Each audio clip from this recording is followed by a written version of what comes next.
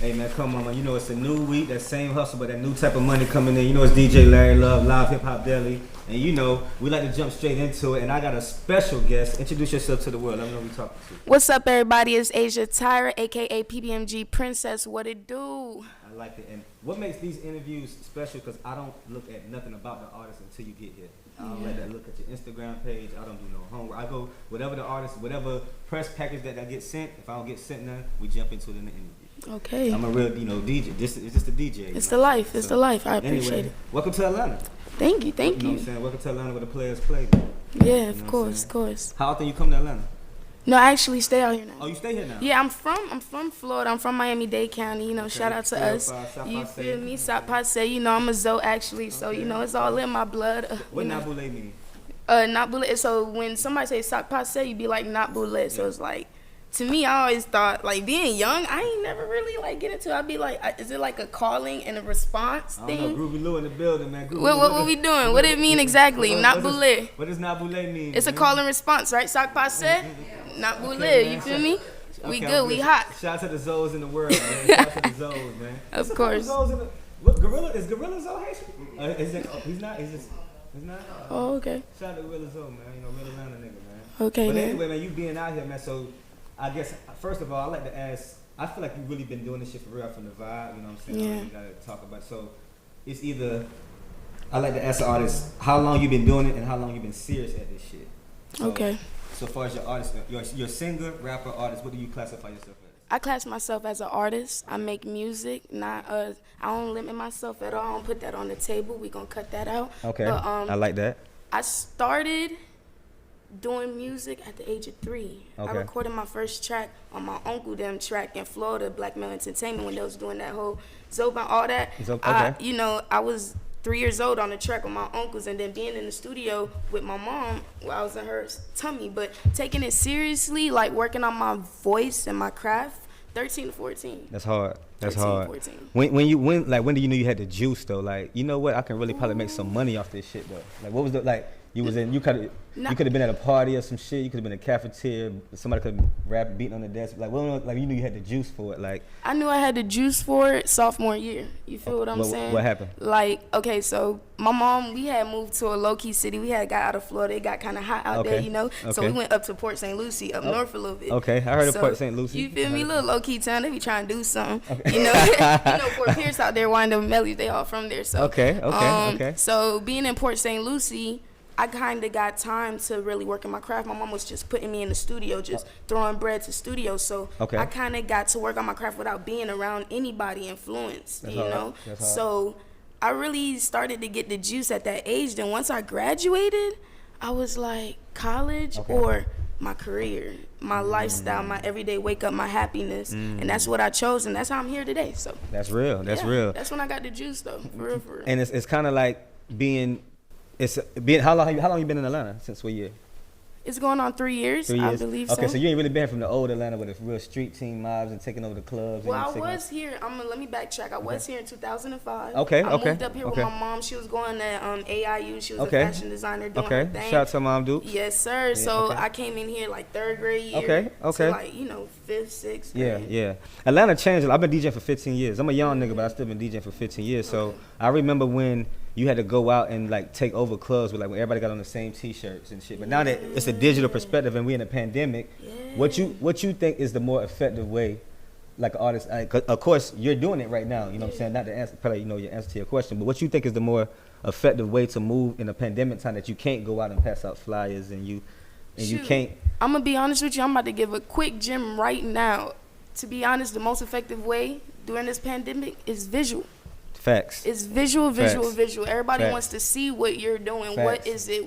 Right now, everybody can't. It's not like we on the street popping. We see each other here, there. Because in Atlanta, I run into so many people. Facts. You run into so many people. But now that we had to calm down and sit, it's kind of like you got to be on social media. And I'm not a social media person. Me so neither. Recently, it's been tough. I've been having my label be like, all right, let's come in, let's do this, let's do that. But I need them to do that because I have to train myself to be more active with these fans now that we not, outside. So, yeah. And I'm glad you said label because that was going to be the next question, man. Shout out to, what's the name of the label, man? Pure Bred Music Group. Shout out to Pure Bred Music Group, man. Yes, sir. So, as artists, did your label find you, or you reached out to looking for somebody to represent you? Like how did the situation went? If I'm being honest with you, it was genuine. Like we found each other. Okay.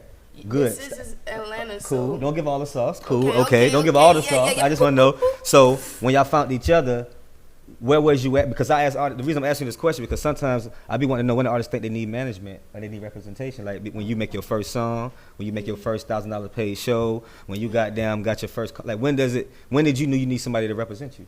I already had somebody representing me. Coming out the gate, my OG, my mom, you feel me? She was already my manager, be the boss, you feel me? So your mother was in it, was your mother a rapper or she's already in it? Yeah, she was already in just how I told you from growing up, she had me in the studio at a young age. She was in New York. Okay. She was running around with around the Fuji. Oh, so you had guidance. You had guidance. That's what I'm trying to tell you. I'm musically influenced, already. Top 3 influences. You already got to put your mom at number 1. Number 1. So I need 2 more dead or alive. Who influenced you to do the shit that you're doing right now?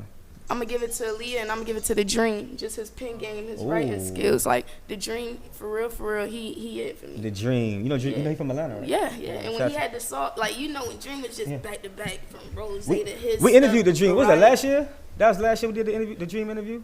Oh, that's tough. Yeah, we interviewed Dream. Shout out to the Dream. We did it at at Killer Mike's barbershop. He don't even come outside like that. How y'all got yeah, man. It's all about who you know, man. Yes, that's sir. all. Yes, sir. What I'm saying? But one thing I remember about the Dreams and the Neos and the Sean Garrett's, the real songwriters is they like to be low key in the back, but they still making the same type of check as your favorite rapper. You know what I'm saying? And there's nothing wrong with playing that card or having those connections. You know what I'm saying?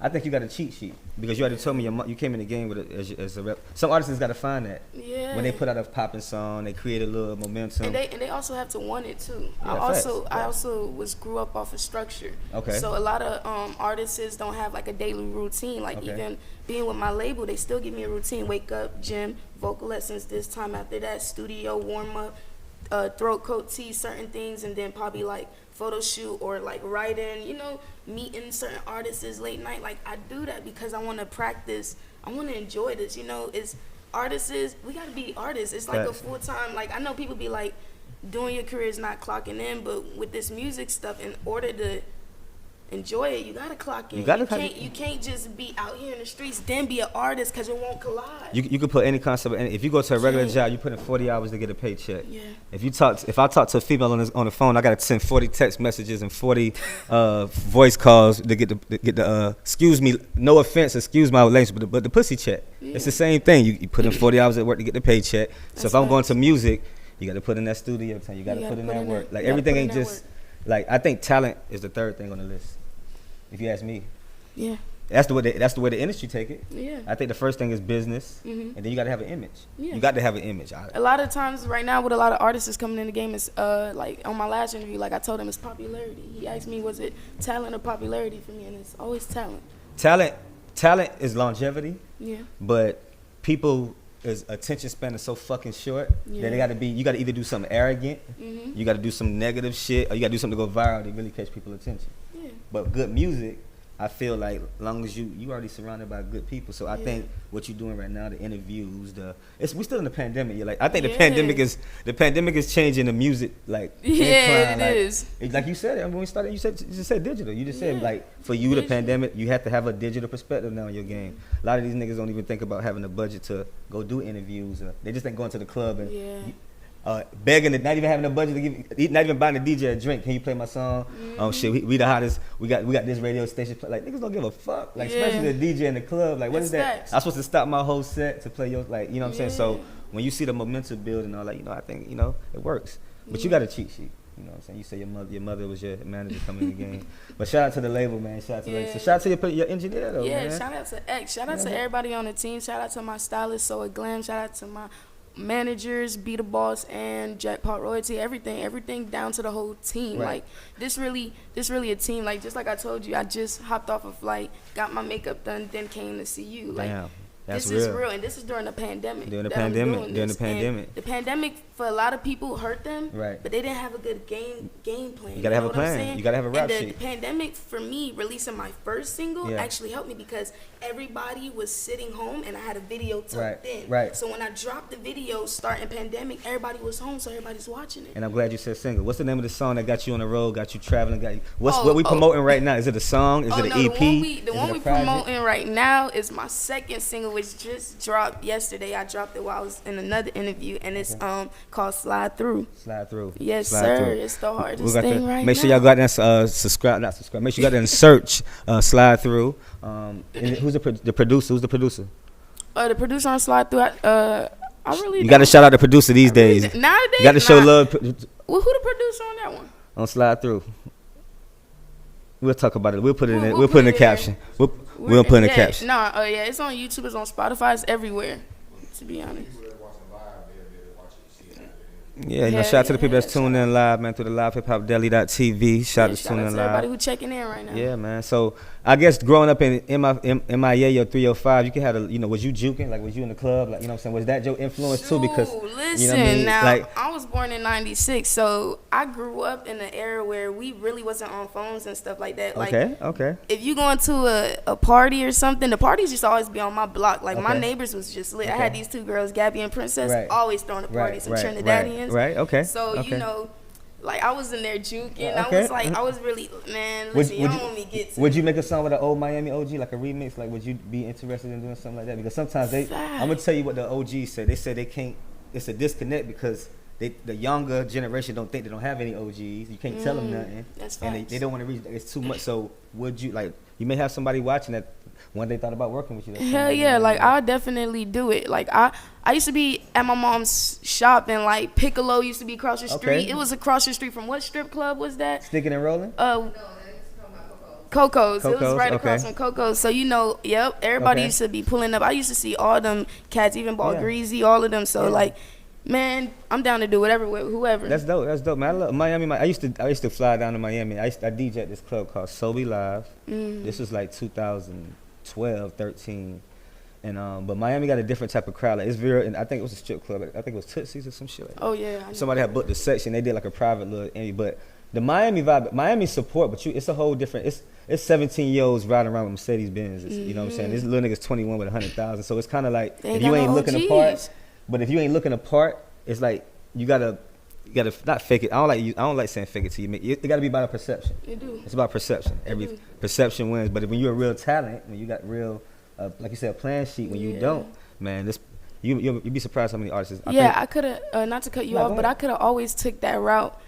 Cause everybody know the Florida route, like even just being young in Florida, like getting to certain things, you know, getting the designer real quick, renting out the cars every weekend. We 16 and 17, we don't even know what to do with this, and it's like OGs who really doing it, but not as hot.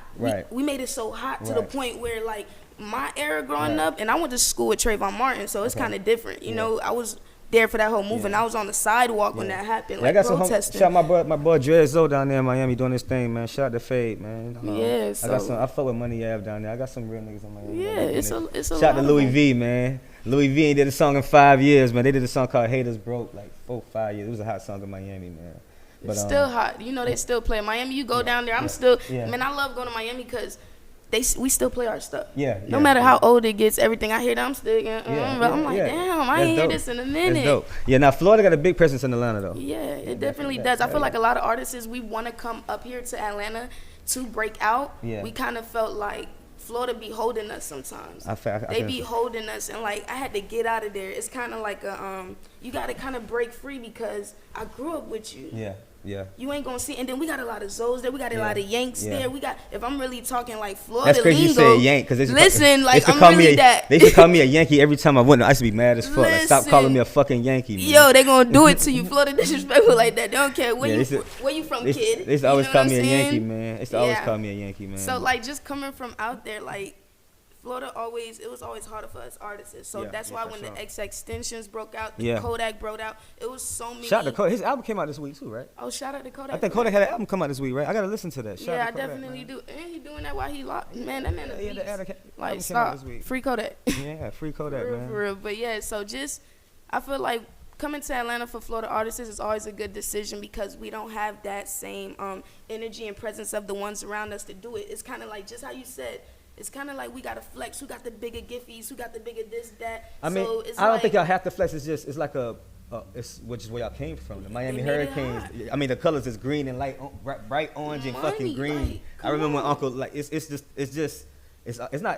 a flamboyant lifestyle. It's just what y'all used to. So I don't think it's a flex. I just think a lot of the world just not used to that. Yeah, you know but coming music wise, it's definitely it's a different level because there's a lot of people I can name right now in Miami who could have been blew up like they supposed to. Yeah. But we know what. Atlanta unique. It's not too many places like Atlanta. I can just tell you that. Like it's not like I was just saying that you can have 80 followers on Instagram, but you can go to their event and they got 200 people there. You know what I'm saying? But I can go to other cities where they got 8,000, 30, 40,000, and there's nobody there. You know what I'm saying? And Atlanta just supports. Atlanta shows so much love, man. They support. Since I've been here, everybody's just showed me love. Even being behind the scene in studios, everybody just come in, want to see, what you got going on. It's just a full circle. That's why I just love being out here. Right, you know what I'm saying? Especially when you're doing the artist thing and just being an artist.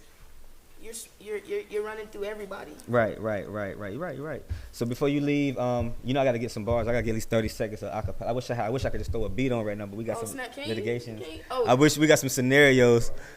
So I got some instrumentals on my computer, but Hold on, let me clear my throat. It might sound crazy. It might sound. I could just play some songs we can hear here. I can't do it like that since we can't have the big system. We had a scenario. We usually do all that scenario, but we're gonna keep it original this time. We'll do a real stand-up interview. But let me see if I can throw an instrumental on. I gotta get something, man. Even if you can, I'll give you a little acapella. Just I'm gonna throw something on. Wait, let me see. Okay, I gotta throw something on.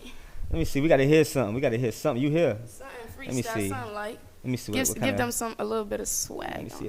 What type of? Let me see how we coming. Something make me bounce. My throat a little crooked, so.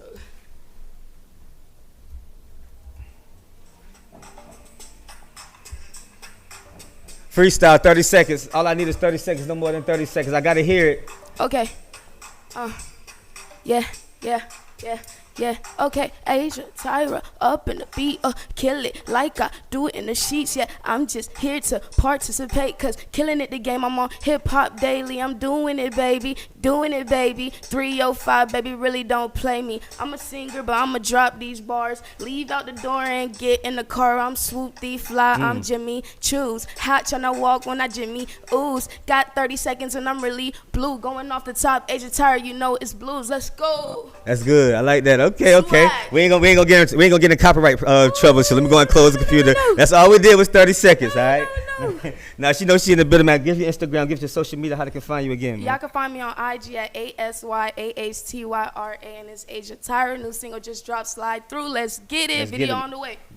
DJ Larry Luv, live hip hop daily, man. Asyah Tyra. Turn in YouTube. What's the single again? Slide Through, man. We gonna slide out of here, man. Till next time, man. We out of here. Let's go. Yeah.